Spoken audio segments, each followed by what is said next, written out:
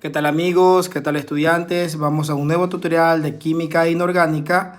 El licenciado Félix Morales, máster en educación, les explica un tema muy interesante, muy importante sobre los átomos. Empezamos. El átomo. El átomo es la unidad constituyente más pequeña que posee la materia. Tiene las propiedades de todos los elementos químicos. Todos los elementos, ya sean sólidos, líquidos o gaseosos, incluido el plasma, se compone por átomos, ya sean neutros o ionizados.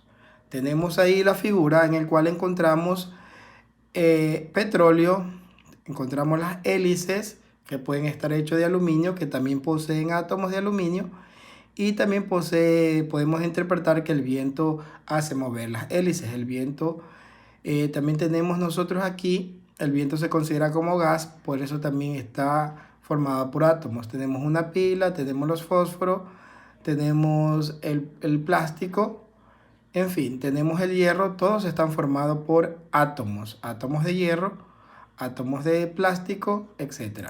Ahora bien, el átomo es un elemento muy pequeño. Posee un tamaño alrededor de 100 angstroms y se considera las 100.000 millonésimas partes de un metro. No obstante, los átomos no tienen límites bien definidos y hay diferentes formas de definir su tamaño. De hecho, nosotros tenemos aquí una ilustración de un átomo y este puede interpretarse como un átomo muy microscópico. Como leemos aquí, el átomo es la unidad más pequeña de la materia y está conformada por un núcleo y una corteza. El núcleo y la corteza, que son los orbitales. Ahora bien, nosotros estamos viendo que los átomos son lo suficientemente pequeños para que la física clásica dé resultados notables, y estos resultados pueden ser incorrectos. ¿Por qué? Porque por ser un elemento tan microscópico, no se ha podido deducir bien su tamaño, forma. Por ello está sujeto a la interpretación, la forma de un átomo. Este puede ser circular, puede ser microscópico, puede ser ovoide, etcétera. Entonces aquí tenemos nosotros la ilustración, de un átomo. Ahora, la etimología de la palabra átomo. ¿Qué sugiere la etimología? ¿Cómo se forma la palabra átomo y en base a qué se forma la palabra átomo? Esta viene del latín atomus y del griego atomos, de átomo, unión de a, que significa sin, y taus o tomos, que significa sección. Y uniendo estas dos palabras, literalmente podemos decir que el átomo no posee división o no se puede cortar. Científicos actuales manifiestan que sí se puede cortar ya con una tecnología más avanzada, pero eso es un tema muy aparte. Ahora, los primeros observadores o que notaron del átomo fue Demócrito de Agdera y su discípulo Leucipo de Mileto. Esto me hace recordar a Tales de Mileto. No, Tales de Mileto también fue del mismo lugar, pero aquí estamos hablando de Leucipo de Mileto. Las partículas que Leucipo de Mileto observa, que son de un tamaño tan pequeño que son indivisibles. De ahí que colocan este nombre de átomos, átomos sin, y tomos, sección sin división. Cada átomo se compone de un núcleo, como le dije hace un momento, de un núcleo. Aquí tenemos el núcleo y uno o más electrones a su alrededor, conocido como orbitales, hoy por hoy, unidos al núcleo. El núcleo está compuesto por protones. Aquí tenemos los protones de color rojo, y típicamente el número similar a neutrones. Los protones y los neutrones son llamados nucleones. Más del 99.94% de la masa de átomos está formada por el núcleo. Los protones tienen una carga eléctrica positiva y los electrones tienen una carga eléctrica negativa. Los neutrones tienen ambas cargas eléctricas, por lo que son neutros. Si el número de protones y electrones son iguales, este átomo se conoce como eléctricamente neutro.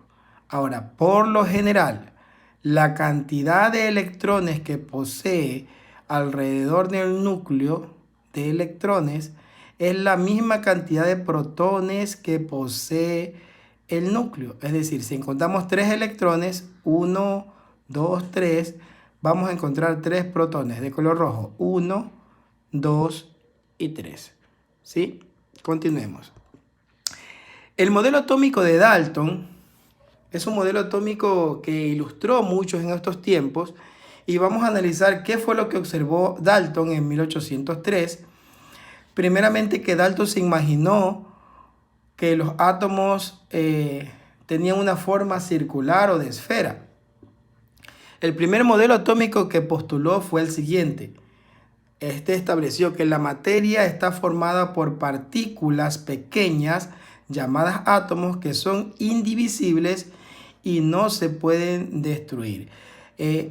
Dalton analizó lo mismo que descubrió Tales de Mileto con Demócrito. Los átomos de un mismo elemento son iguales entre sí y tienen su propio peso y cualidades propias. Los átomos de los diferentes elementos tienen pesos diferentes. Y los átomos permanecen sin división aun cuando se cambien las reacciones químicas. Ahora bien, los átomos al combinarse estos dos forman compuestos. También vamos a analizar que los átomos de elementos diferentes se pueden combinar en proporciones distintas. Y por último, los compuestos químicos se forman al unirse átomos de 2 o más elementos distintos. Cuando hablamos de compuestos químicos, estamos hablando de fórmulas químicas. Y las fórmulas químicas, recordemos que en otras clases habíamos analizado que cuando se une el litio, Li, valencia 1, más el oxígeno o valencia 2, al intercambiar valencia formaba el óxido de litio, Li2 o 1, el 1 que no se grafica. A esto se refiere Dalton. Los compuestos químicos se forman al unirse átomos de 2 o más elementos. Ahora bien, ya en el modelo de Thomson, luego Thomson analiza otros particulares muy interesantes. Este descubre que el electrón se determina que la materia se componía de 2 partes, una negativa y otra positiva. Esto ya lo analiza Thomson en el año de 1897. Y el número de carga negativa era adecuada para neutralizar la carga positiva, en el caso de que el átomo perdiera un electrón. A esto es lo que se conoce como ganar o perder electrón. ¿Sí? Este análisis se ve cuando hacemos ecuaciones en método redox. Ahora, ¿qué dice Thomson? Thomson dice que un átomo está formado por carga negativa, que llamada electrones, y la parte positiva constituida por protones. Esto dice Thomson. Y ambos están inmersos, la carga negativa está inmersa en la carga positiva. Es decir, la carga negativa depende de la carga positiva. Muy bien, continuemos. Ahora vamos a analizar el átomo en sí. Átomo y sus partes: el núcleo, la corteza, el núcleo que es el esquema es la parte central, esferas rojas y azules, en este caso, esto forma el núcleo, y la corteza es el esquema en la zona que rodea el núcleo de las esferas verdes, electrones, estos color verde que estemos aquí, ¿sí? Ahora a ver, protones, con la P positiva, partículas de carga positiva, y seguimos con electrones, partículas de carga negativa. Y así está formado un átomo, ¿sí? La cantidad de protones y cantidad de electrones, ¿sí? Te sugiero que si no entiendes esta parte, vuelvas a repetir el tutorial.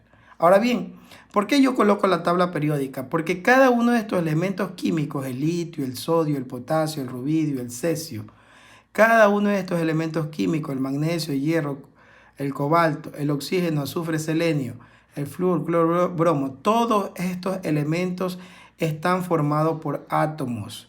¿Átomos de qué? Átomos de litio, átomos de sodio, átomos de potasio. Y cada uno de estos elementos, el litio, el sodio y el potasio, tienen sus electrones y tienen sus protones. Por ello, cuando el modelo atómico de Thomson sugiere que estos elementos de Dalton, perdón, sugiere que cuando estos elementos se forman, se unen, forman un compuesto diferente. Claro está, si unimos el hierro Fe2 o Fe3 más el oxígeno, al intercambiar valencia vamos a tener Fe2, oxígeno 3 y este es el óxido férrico. Y de esa manera vamos a tener un compuesto con átomos de hierro y átomos de oxígeno. Muy bien, estimados estudiantes, espero que este tutorial te haya gustado. Suscríbete a mi canal y nos vemos en el próximo tutorial. Chao, chao.